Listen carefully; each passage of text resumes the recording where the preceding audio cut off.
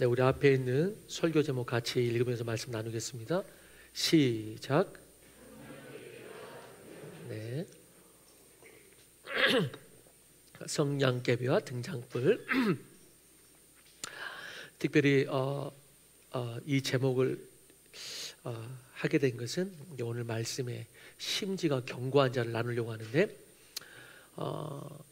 성냥개비가 스스로 탈 때는 한 10초를 견디지 못합니다. 잠깐 불꽃을 내지만 잠시 뿐이고, 그러나 등잔불은 다릅니다. 등잔은 계속 탈 수가 있는데 이유는 하나입니다. 심지가 있고 그 심지가 기름에 맞닿아 있기 때문에 그렇습니다. 등잔불은 그 심지에 기름만 공급되면 밤새라도 탈 수가 있습니다. 그래서 성냥개비와 등잔불의 이 기능과 역할이 본질적으로 또 너무나 다른 것이죠. 오늘 말씀에서 그렇게 말합니다. 심지가 견고한 자가 되라. 그런 평강의 평강으로 인도한다 그랬는데, 바로 그 의미가 이 비유로 말할 수가 있습니다. 심지가 견고한 자는 스스로 정신력이 좋고 강해서가 아니고, 등잔불이 타오르는 그 심지가 아래의 기름에 뻗어 있는 것처럼 주를 신뢰하는 그 믿음이, 그 심지가, 믿음의 심지가 반석 대신 주님께 뿌리를 두기 때문에 흔들리지 않고 견고하다. 그래서 이걸 뭐라 그러냐? 심지가 견고한 자. 그게 그 심지하고 똑같이 생각하면 됩니다. 그 심지가 견고한 자는 그렇게 성냥개비처럼 금방 타버리고 재가 남고 이러지 않는다. 평강에 평강을 얻는다, 이렇게 말하는 것이죠. 그럼 심지가 견고하지 않고 자주 흔들린 자는 왜인가? 성냥개비처럼 심지가 없어서 금세 타고 말는 재가 되어버리는 것입니다. 말 그대로 심지가 없다는 것은 무슨 말이냐면은, 이 심지가 없다는 말은 무슨 말이냐면, 신앙이 심지가 없다는 말은 신앙이 말 그대로 표면적이다, 이런 말이에요.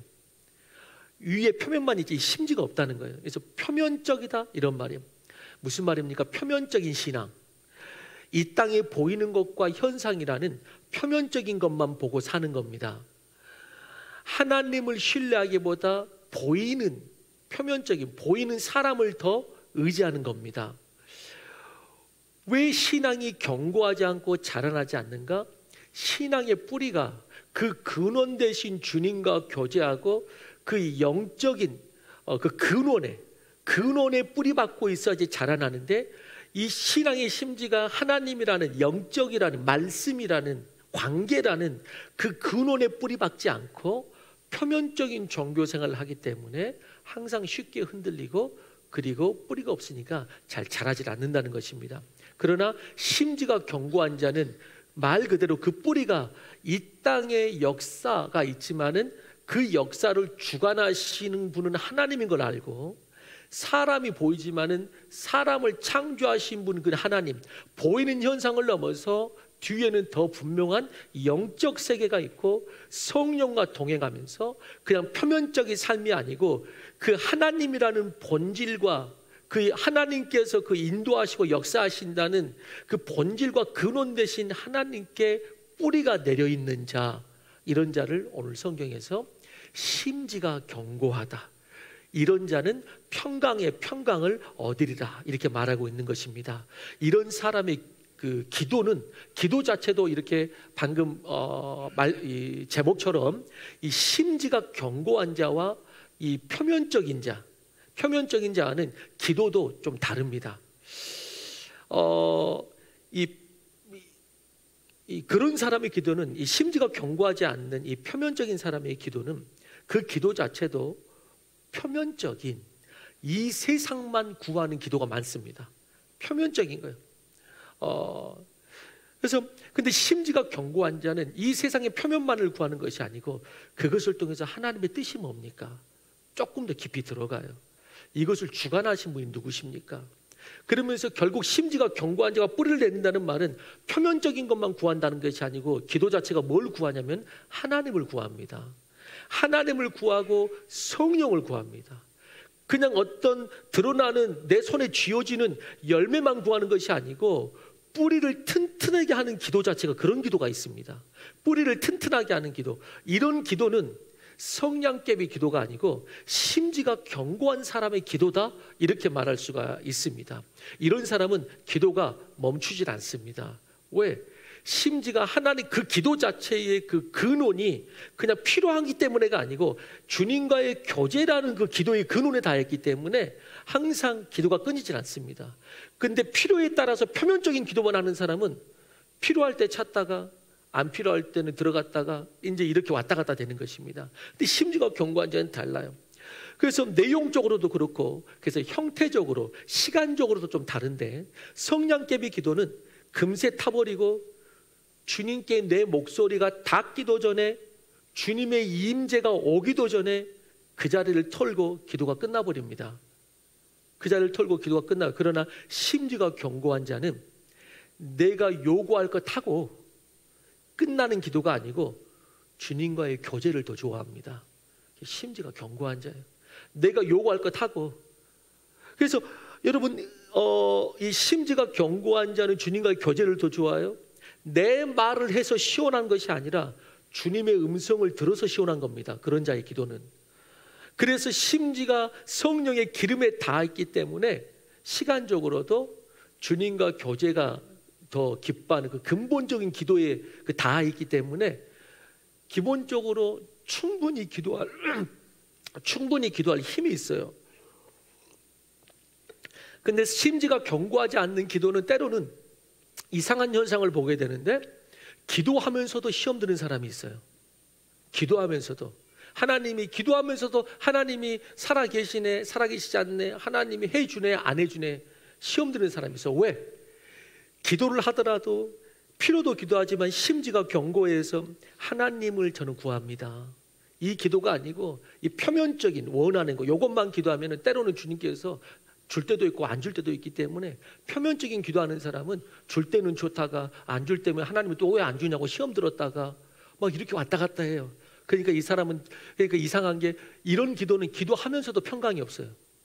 근데 심지가 견고한 자는 때로는 이게 응답이 안 돼도 더 깊은 하나님의 뜻이 있겠지, 이걸 믿기 때문에 그렇게 크게 흔들리질 않습니다. 그리고 심지가 견고한 것이죠. 그래서 이런 심지가 견고한 자는 평강을 얻는다, 이렇게 말하고요. 그리고 왜 이렇게 이런 심지가 견고한 자들이, 견고한 믿음들이 평강을 얻고 또 기도를 하더라도 충분히 기도할 수 있는 힘이 있고, 왜 그런가?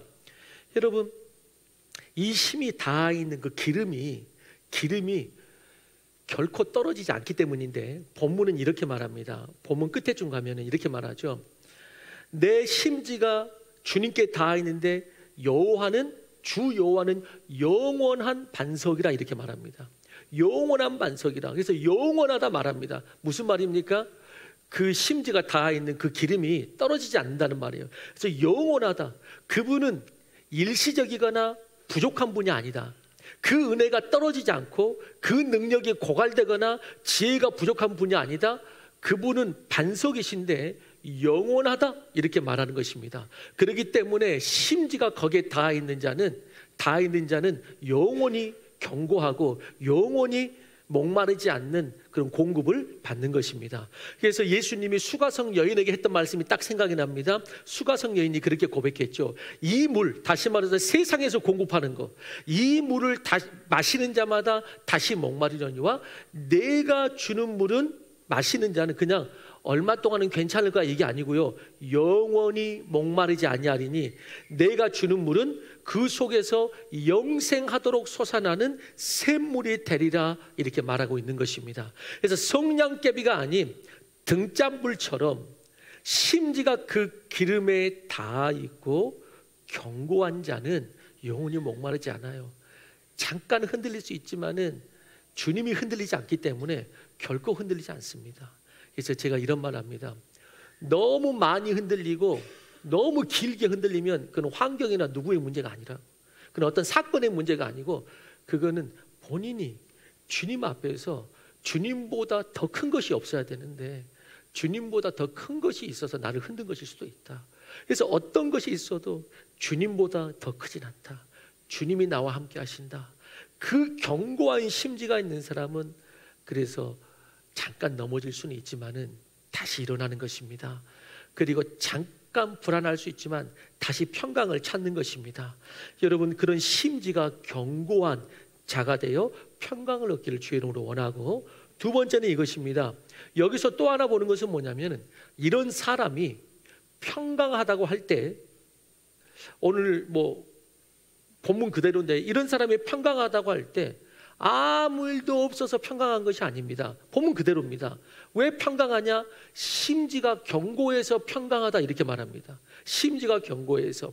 여러분, 신우인저서에 예수님의 지문이 찍힌 책이라는 책에 세계 지성계, 특히 신앙인들에게는 최고의 영성작가로 알려진 헨리 나우엔에 대해 이렇게 기록합니다. 탕자의 귀양, 영적 발돋움, 상처 입은 치유자 등 수많은 명절을 남긴 헨리 나우엔은 그의 글을 읽어보면 그의 글의 깊이가 대단하여 심지가 누구보다도 견고한 사람처럼 보인다. 그런데 그의 강연을 통해 실제 모습이나 말투를 파악해보거나 그에 대한 지인들의 평가를 읽어보면 헨리 나우엔은 대단히 심약하고 감정의 기복이 심한 사람, 심지어 대단히 약한 사람이라는 것을 깨닫게 된다. 그와 가까운 사람들은 헨리 나우엔이 울면서 늘어놓는 하소연을 밤새도록 들어야 했다고 전한다. 그는 누구보다도 심하게 흔들렸던 사람이었다. 그만큼 주님을 향한 삶의 몸부림이 있었다. 그럼에도 하나님께서 원하시는 삶을 살아냈던 사람이다. 헨리 나우엔에 대해서 이렇게 기록했습니다. 그렇습니다. 몸부림이 없이 자라나는 사람은 없습니다. 몸부림이 없이 자라는 사람은 없어요. 몸부림이 있어야 뿌리도 견고해집니다. 식물이나 나무를 키우다 보면 잘 자라고 열매 맺기 위해 중요한 조건들이 몇 개 있는데, 햇빛, 물, 그리고 또 하나의 중요한 조건이 바람이 있어야 됩니다. 그래서 통풍이 잘 돼야 된다고 항상 이야기합니다. 이런 바람 한 점 없는 고요한 실내에서 잘 자라지 않습니다. 바람을 맞고 흔들리며 자랄 때 건강하게 쑥쑥 자랍니다. 나무는 흔들릴 때, 바람을 맞을 때, 흔들릴 때 넘어지지 않으려고 뿌리가 땅을 움켜줍니다. 그리고 흔들리지 않으려고 더 깊이 속으로 들어가고 견고하게 자라나게 되고, 흔들릴 때, 나무가 흔들릴 때 생물학적으로 펌핑 작용이 일어난다고 합니다. 흔들릴 때 펌핑 작용이 일어나서 영양분을 위로 올립니다. 그렇기 때문에 바람이 없이는 잘 자라나지 않습니다. 바람이 불어야 돼요. 그래서 이런 말이 있죠. 1000번을 흔들려야 한 송이 꽃을 피워낸다라는 말이 있어요. 그게 도종환님의 흔들리며 피는 꽃에서 나온 어떤 그 시죠. 나온 거죠. 흔들리며 피는 꽃, 도종환님의 시 한번 읽어보겠습니다. 이렇게 되죠. 흔들리지 않고 피는 꽃이 어디 있으랴. 이 세상 어떤 아름다운 꽃도 다 흔들리며 피었나니, 흔들리면서 줄기를 곧게 세웠나니 흔들리지 않고 가는 사람이 어디 있으랴. 젖지 않고 피는 꽃이 어디 있으랴. 이 세상 그 어떤 빛나는 꽃들도 다 젖으며 피었나니, 바람과 비에 젖으며 꽃잎 따뜻하게 피었나니 젖지 않고 가는 삶이 어디 있으랴. 여러분, 인생도 그렇고 심지어는 신앙도 연약합니다. 흔들립니다. 그러나 그때 하나님은 그 약함을 통해서 강하게 하십니다. 아니, 때로는 하나님께서 자라나라고 일부러 바람을 보내십니다.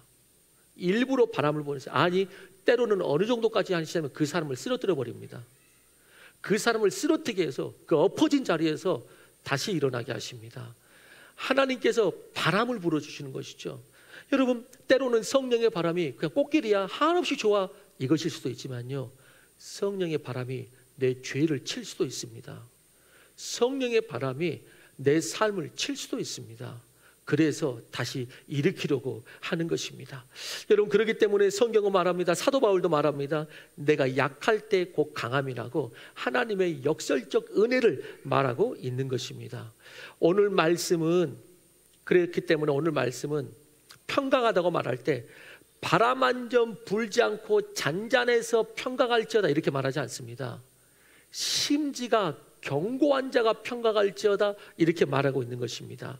여러분, 우리는 그렇기 때문에 기도할 때도 마찬가지예요. 기도할 때도 나를 위해서건 혹은 자녀를 위해서 기도할 때도 바람이 불지 않기를 기도하기보다 어떤 바람에도 심지가 견고하게 해달라고 기도해야 될 줄로 믿습니다.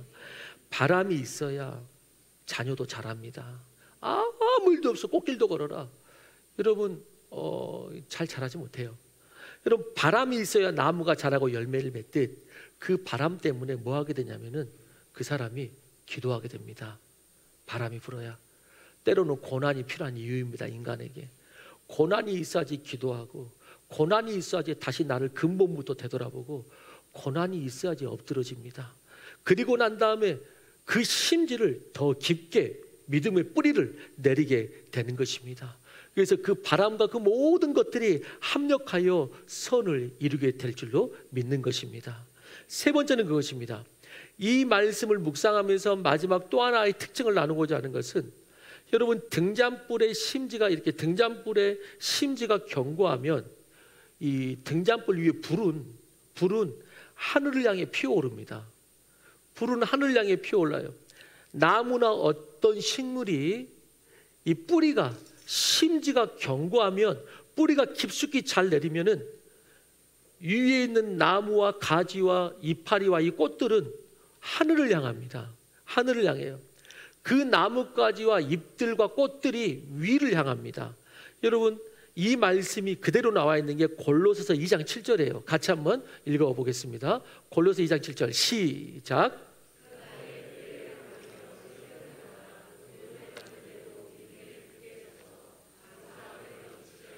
여기서 앞쪽에 뭐라고 말합니까? 뿌리를 박으니까 뭐를 입는다? 위로 세움을 얻는다 이렇게 말합니다. 뿌리를 박으니까 세움을 없어. 뭐가 먼저입니까? 뿌리를 깊이 받는, 심지가 견고한 거예요. 심지가 견고한 자는 뭐함을 받으리라? 세움을 받으리라 이렇게 말하는 거예요. 그래서 심지가 견고하면은 모든 나무와 잎과 모든 것이 위를 향합니다. 위를 향해. 그런데 이 뿌리가 견고하지 못하고 그 뿌리가 물을 공급하지 못한다든지, 어쨌든 심지어 이 심지가 약해지면 어떻게 드러나느냐? 위에 있는 꽃이 축 처지고 위를 향하는 게 아니고, 이 심지가 약하고 뿌리가 약해지면 꽃이 이제 땅을 향합니다. 축 처져가지고 땅을 향해요. 나뭇가지들이 땅을 향해 처지기 시작합니다. 마르면서 땅으로 떨어집니다. 말라서. 가지와 잎과 꽃들이 심지가 견고하지 못하면 아래를 향합니다. 아래를 향해요. 낭망한 사람을 보십시오. 낭망한 사람을 보십시오. 아래를 향해요. 얼굴이 땅을 향해요. 우울한 사람들은 하늘을 잘 보지 않아요. 우울한 사람들은 다른 사람과 잘 보지 않아요. 우울한 사람들은 내일을 이렇게 활짝 열어 잘 보지 않아요. 믿음이 약해지면, 이 믿음의 뿌리가 좀 약해지면 찬양이 하늘을 향해 울려 퍼져야 되는데, 찬양이 자꾸만 이 아래로 떨어져요. 속으로, 땅으로 떨어져요. 천국 소망을 바라봐야 되는데 이 땅에 매몰이 돼요. 이 땅에 매몰이 돼요. 심지가 약하면 그렇게 자꾸만 이 땅에 매몰이 돼요.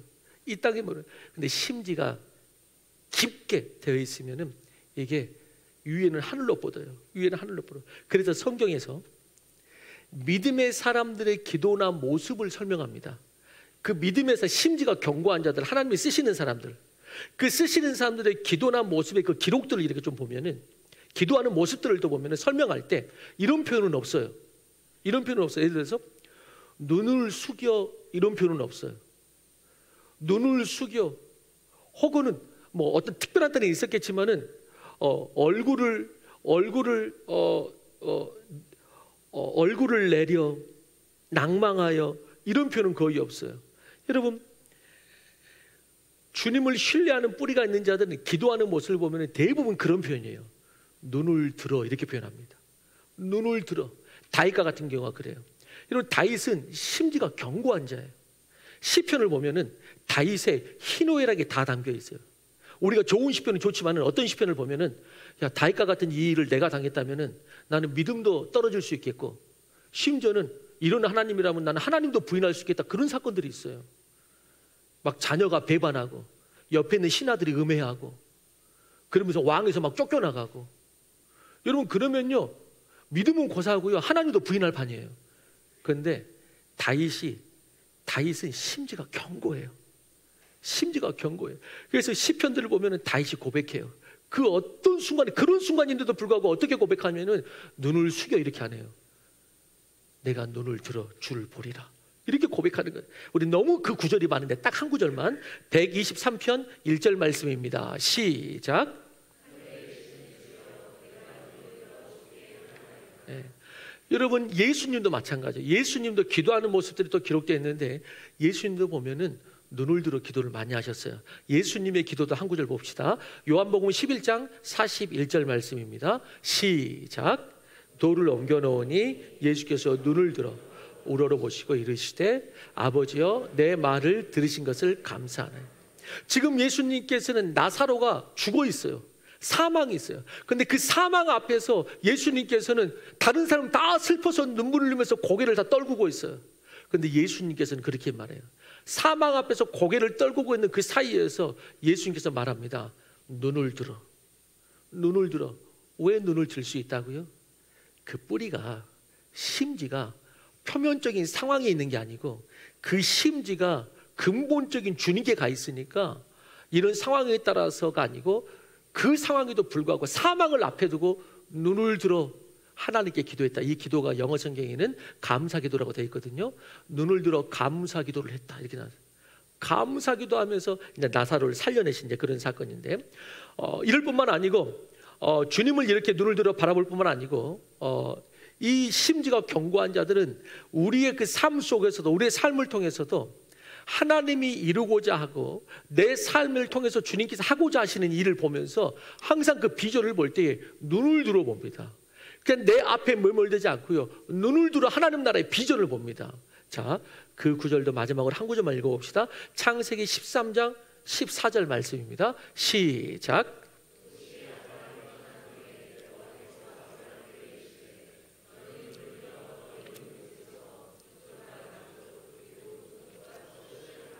네, 여러분 제가 무슨 말씀 드리려고 그러냐면은 심지가 견고한 자는 위에 있는 나무가 다 하늘을 향한다고 그랬는데 이것은 그냥 영적이고 상징적인 그런 것뿐만 아니고 마음뿐만 아니고 실제적으로도 그 영적 심지가 안쪽으로 이 견고하게 서 있는 자들은 하늘을 바라보고 주를 바라봅니다. 여러분 우리가 인생인지라 때로는 이렇게 이런 행동 하나하나가 도움이 되고 나를 바꿔주는 역할을 합니다. 하늘을 바라볼 수 없을 때 여러분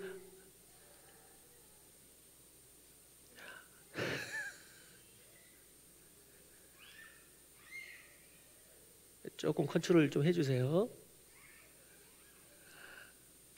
자, 절 보시고 자, 뭐 어디까지 한 거야?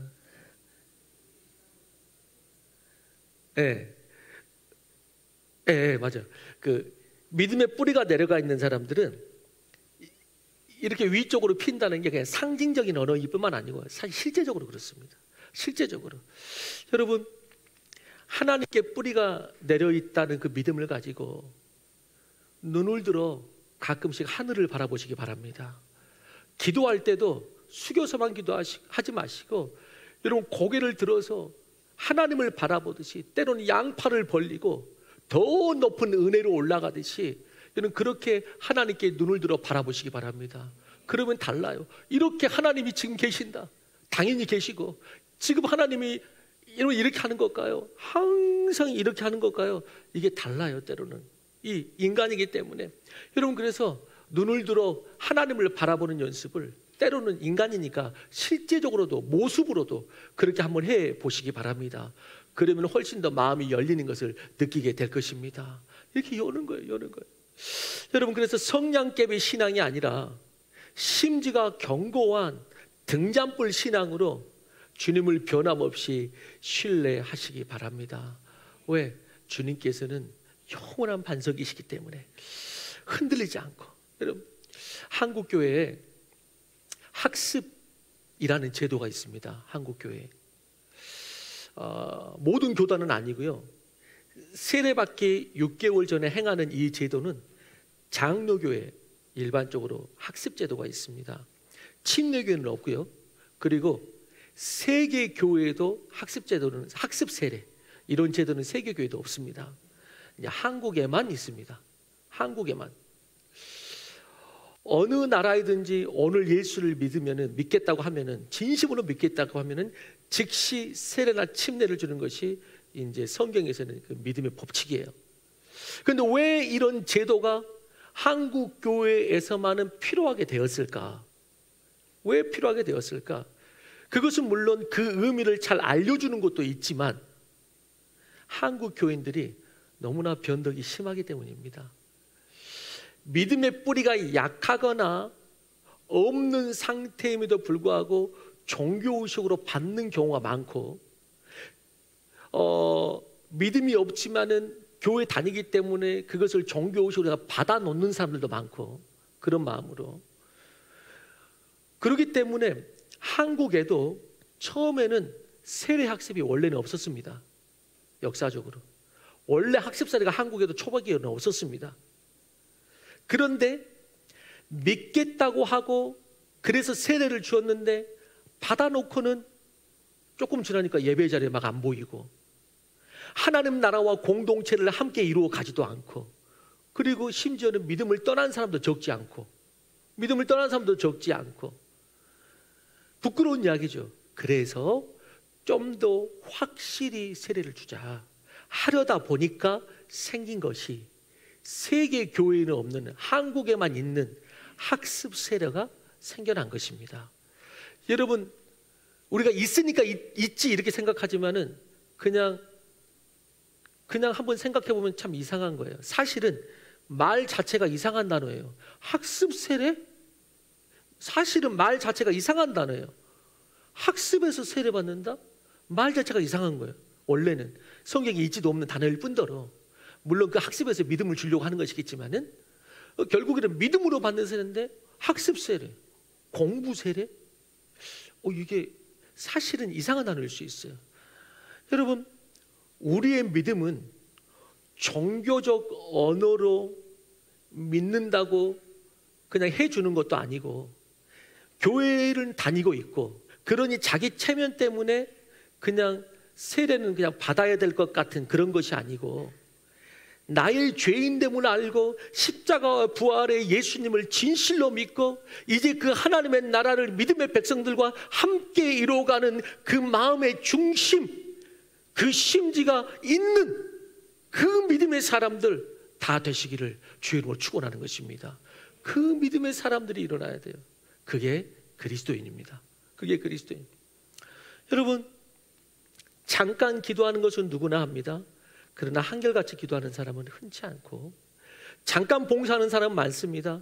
그러나 항상 그 자리에서 섬기며 교회의 역사가 되고 하나님 나라의 거룩한 역사가 되는 사람은 많지 않습니다. 감사할 환경은 누구나 감사합니다. 그러나 주님으로 인하여 때로는 어려운 가운데서도 한결같이 감사하는 사람들이 있습니다. 이 시대 한국 교회에 주중 예배나 새벽 예배를 지키는 성도들이 거의 이제 밑바닥입니다. 그러나 한편으로는 그렇기에 그 예배의 자리를 지키는 더욱더 빛나는 마지막 시대의 성도들이 있다는 것입니다. 오히려 그때에 더 빛나는 성도, 심지가 견고한 믿음의 사람들이 있다는 것입니다. 여러분, 우리가 요즘 데살로니가서를 통해서 데살로니가 교회를 큐티하고 있는데, 새벽마다 기도할 때마다 우리에게 데살로니가 교회를 지금 보여주신 이유가 뭔가, 새벽에는 그런 말씀 전하고, 그리고 데살로니가 교회처럼 되게 해달라고 기도하자고 합니다. 그래서 어제 데살로니가 전서가 끝나고 오늘 데살로니가 이제 후서 들어가는데, 데살로니가 전서 마지막 정도에 보면은 그 유명한 말씀이 나옵니다. 항상 기뻐하라, 쉬지 말고 기도하라, 범사에 감사하라, 이는 너희를 향한 하나님의 뜻이니라. 이게 나오는데, 여기에 중요한 단어가 뭡니까? 기도하라, 감사하라, 기뻐하라가 아니라 더욱 중요한 단어는 뭐냐면 그 앞에 있는 단어, 항상 범사에 쉬지 말고, 계속 똑같은 단어 되풀이하면서 같은 뜻을 강조하고 있습니다. 성실하게 한결같이 계속하라는 거예요. 원문 성경에는 이게 그 진행형으로 되어 있어요. 계속해서 진행하는, 현재 진행형, 계속해서 이렇게 하라. 여러분, 성냥개비가 아니고 등잔불처럼 심지가 견고하게 하라는 말씀인 거예요. 그 말씀이 계속 하라는 게. 여러분, 근데 데살로니가 교회가 그런 교회였다는 거예요. 여러분, 데살로니가 교회가 성냥개비 같은 교회여서 바울이 그렇게 말하는 것이 아니에요. 큐티를 하신 분은 아시겠지만은 데살로니가 교회가 짧은 시간 초신자 교회임에도 불구하고 견고한 등잔불 같은 교회였다는 것을 우리가 보게 되는데, 그러면서 이 말씀을 통해서 세상 깨닫게 되는 게 그거예요. 수요일에 잠깐 나눴었는데, 여러분 누군가에게 고문할 때, 기도를 고문할 때 쉬지 말고 기도해라. 지금 바울이 데살로니가 교회에게 그렇게 말했는데, 여러분 누군가에게 쉬지 말고 기도해라 이 말을 하는 거 쉽지 않습니다. 여러분 누군가에게 쉽지 않아요. 예를 들어서 어떤 사람이 기도를 안 해. 교회에서도, 그리고 큐티도 별로 안 하고, 기도도 안 하고, 몇 년이 가도록 교회에서 무릎 한 번도 꿇을 줄 모르고, 그런데 그 사람한테 가가지고 쉬지 말고 기도해라. 그럼 그 사람 못 받아들여요. 말이 안 돼요. 감도 안 와요. 그러니까 우리는 그런 사람에게 뭐라고 고면하냐면은 그냥 하루에 5분씩이라도 기도해보라고 이렇게 말한다든지, 수요일 같은데 전체 기도하니까 혼자 기도 안 되면은 그럴 때 나와가지고 한번 기도해보라고 이렇게 기도를 해요. 그런데 오늘 데살로니가 교회에게 뭐라고 말하냐면은 쉬지 말고 기도해라 라고 말하는 것은 그 교인들이 그 말을 받아들일 심지가 견고한 그릇이 있는 거예요. 그렇기 때문에 쉬지 말고 기도하라고 하면 그들은 그를 아멘하고 받는 거예요. 그런데 기도를 안 하는데 쉬지 말고 기도하라면 감도 안 잡히고, 그럼 내가 직장 그만두고 해야 되나? 어떻게 해야 될지도 몰라요. 그런데 심지가 견고한 자들, 주님과 본질적으로 연결된 자들은 주님과 앞에 내가 쉬지 않고 기도하는 거, 내가 꼭 예수님을 생각하려고 해서 생각나는 것이 아니고 자연스럽게 생각이 막 올라오고 이런 것이 있기 때문에 쉬지 말고 기도하라. 제가 삶의 순간순간마다 내가 주님께 기도해야죠. 아멘. 이렇게 나오는 거예요. 그러니까 데살로니가 교회가 그런 교회였어요. 그런 교회. 여러분, 데살로니가 교회가 그래서 어떤 교회였느냐? 그런 교회였어요. 성냥개비 같은 그런 교회가 아니고 심지가 견고한 교회이기 때문에 그런 고면을 할 수 있었던 거예요. 그런 고면을 항상 기뻐하라. 그러면은 어떻게 항상 기뻐하게 돼요? 이 뿌리가 환경과 상관없이 이 뿌리가 주님과 이렇게 연결되어 있는 심지가 견고한 자는, 그래, 때로는 마음이 없고 하는 게 그렇더라도 주님 때문에 기뻐해야지, 항상 기뻐해야지 이렇게 되는데, 이게 안 된 자는 아니 이렇고 이런데 어떻게 기뻐하냐고 그 자체가 이해가 안 돼요. 근데 데살로니가 교인들은, 또 권면하는 사람도 그게 안 되는데 사실 터무니없게 항상 기뻐라 이렇게 권면 다 보고 권면하는 거예요. 그런데 데살로니가 교회는 항상 기뻐해라, 범사에 감사해라, 쉬지 말고 기도해라 이렇게 말하면 그걸 받아들일 수 있는 교회였고, 데살로니가 전서에는 그래서 무슨 표현이 많이 나오냐면은 너희들이 이미 그렇게 하고 있어서 내가 감사하다, 이 표현이 많이 나와요. 너희들이 이미 그렇게 하고 있지만, 이 표현이 많이 나와요. 그래서 이런 표현을 할 수 있는 거예요. 우리 그런 의미에서 옆 사람에게 한번 해볼까요? 그렇게 할 수 있으리라고 믿고 쉬지 말고 기도하십시오. 한번 해보시기 바랍니다. 시작. 네, 어때요? 받아들이는 표정이에요? 아니면은 쉬지 말고 말도 안 되는 소리 하고 있네. 쉬지 말고 기도하라. 여러분, 기도는 평생 하는 것입니다. 심지가 견고한 기도는 반드시 응답을 받고 열매를 맺습니다. 왜? 주님께서 신실하시기 때문에, 주님께서 영원한 반석이시기 때문에 그렇습니다. 그래서 우리가 그렇게 기도할 수 있는 이유가 뭐냐면은 아까 말씀했던 것처럼 그 말이 그 말이에요. 전반부에 심지가 견고한 자 말하고 끝에 하나님은 영원한 반석이다 이렇게 말했잖아요. 이 말이 무슨 말이에요? 심지가 견고해라. 나는 너희를 향하여서 마음이 변하지 않는다. 이 말이에요. 심지가 견고하다는 단어가 무슨 단어예요? 반석이라는 단어예요. 반석 같다. 심지가 견고해라. 나는 영원한 반석이다. 무슨 말이에요? 심지가 견고해라. 나는 심지가 영원히 견고하다. 너희를 향한 마음이 나는 변하지 않는다. 그러니까 너희도 심지가 견고해라 라고 말씀하시는 것이죠. 여러분, 그 심지가 견고한, 변하지 않으시는 그 반석 같은 주님 위해서 우리 또한 심지가 견고한 믿음으로 평강을 얻게 되기를 바라는 것입니다. 마지막 예화를 하나 드리고 말씀 마무리합니다. 아프리카 선교 아버지 리빙스턴 이야기를 한번 한 적이 있는데요, 아프리카 밀림에서 일할 때 자신을 한결같이 지켜준 성경 말씀이 있다고 했습니다. 마태복음 28장 20절이죠. 같이 한번 읽어봅시다. 시작.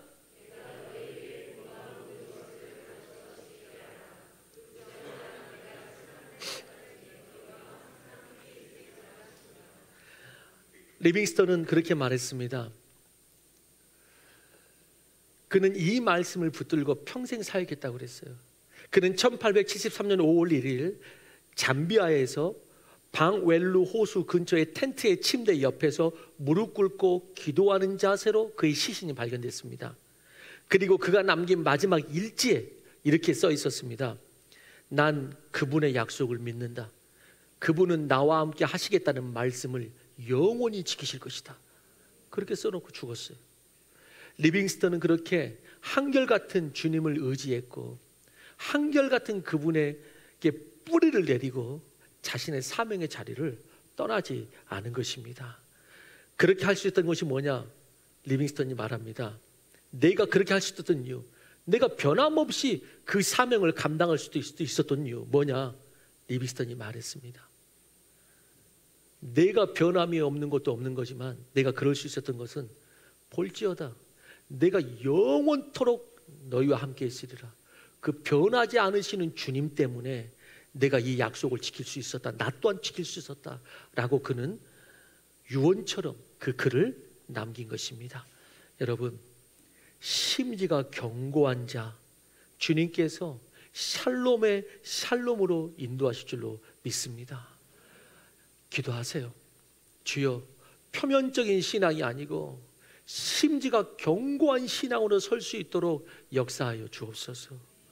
뿌리가 깊이 내린 자는 나무와 줄기와 이파리와 꽃이 다 하늘로 향합니다. 주님, 내 영혼아 어찌하여 낭망하느냐? 하늘로 향해야 되는데 왜 고개가 떨궈지고 마음이 툭 떨어지고? 주여, 심지가 견고하게 하사 어느 순간에도 다윗처럼, 바울처럼, 여러분 만약에 바울 저는 이제 그 급도 못 끼우지만은 바울 같았으면요, 저는 예수님 떠날지도 몰라요. 아니, 내가 이렇게까지 주님 일 하는데, 이렇게까지 주님 일 하는데 오히려 막 배가 순풍을 덧달듯 가야 되는데 막 배가 막 난파해 버리고, 매 맞는 일이 없어야 되는데 아니 이렇게까지 내가 했는데 오히려 사람들이 나 욕하고, 이렇게까지 했는데 막 태장에 맞아가지고 죽을 정도로 맞아버리고, 이렇게까지 교회 이렇게 했는데 여러분, 그러면 근데 바울은요 그렇지 않았어요. 바울은 그 심지가 견고한 거예요. 심지가 견고한 거예요. 그래서 오히려 그때 이렇게 고백하는 것이죠. 내가 약할 때 내가 강함이라. 주님께서 나의 달려갈 길과 내게 주신 사명을 마치는 그날까지 주님께서 내가 이전 것은 이제 내가 생각지 않고 내가 앞에 있는 믿음의 표대를 향해서 내가 계속 달려가노라. 어떻게 그럴 수 있습니까? 믿음의 심지가 진짜 주님 만난 겁니다. 뭐 말할 것도 없이 진짜 주님 만난 겁니다. 그렇기 때문에 그게 흔들리지 않는 거예요. 그게 흔들리지 않는 거예요. 여러분, 그렇습니다. 심지가 견고함으로 샬롬을 얻는 우리 모두가 되기를 바랍니다. 환경이 아무 일 없으므로 평안이 아니고 심지가 견고한 자는 평강을 얻으리라 라고, 왜? 주님이 영원한 반석이시다 말씀하십니다. 우리 모두 표면적인 신앙에서 갈수록 심지가 견고한 신앙이 되기를 주의 이름으로 축원합니다. 우리 다 같이 일어나서 우리 그렇다면 마지막 찬양으로 이 시간에 찬양할 때 우리 눈을 들어 주를 보라, 우리 찬양하시면서 주님께 나아가십시다.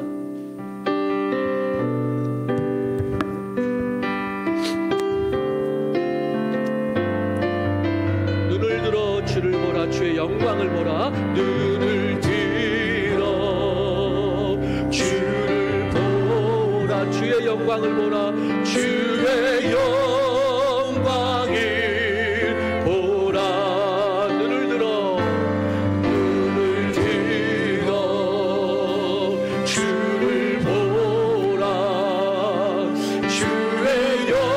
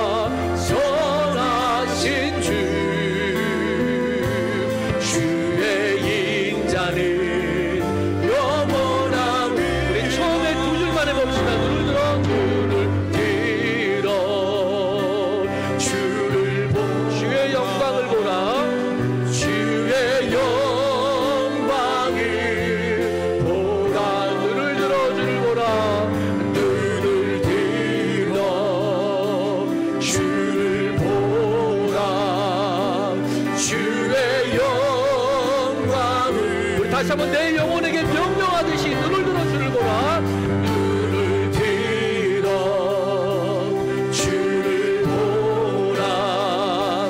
주의 영광 심지가 견고한 자는 위를 향합니다. 눈을 들어 주를 보라. 주의 영광을 보라. 이제 다 같이 한번 기도하고 제가 축도할 텐데,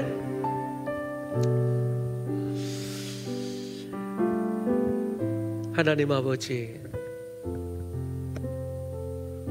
다윗처럼, 바울처럼, 요셉처럼, 아니 예수님처럼 어떠한 상황 속에서도 내 믿음의 심지가 하나님의 마음에 그 성령의 기름 부으심에 맞닿아 있을 수 있도록 주여 역사하여 주옵소서. 하나님, 환경이 평안케 되면 평안해지는 그 힘을 넘어 심지가 견고하여 주님 때문에 그 반석 위에서 평안함을 누리는 그러한 믿음의 사람들 다 될 수 있도록 주여 붙들어 주시기를 원합니다. 하나님 아버지, 아니 세상이 오늘 다 뒤집어져서 다 무너진다 해도 주님의 구원으로 평안할 수 있는 우리가 되게 역사하여 주옵소서. 하물며 이 땅 위에 크고 작은 것에 마음 뺏기지 않게 하시고, 어려움과 고난의 시간을 당하는 자마다 오히려 그 시간을 통해 바람이 불 때 깊이 뿌리를 내려 견고하게 성장하는 우리 모두가 될 수 있도록 역사하여 주십시오. 우리 그러한 마음으로 또 각자가 깨달은 바대로 우리 한번 기도하고 제가 축도하겠습니다. 기도합니다.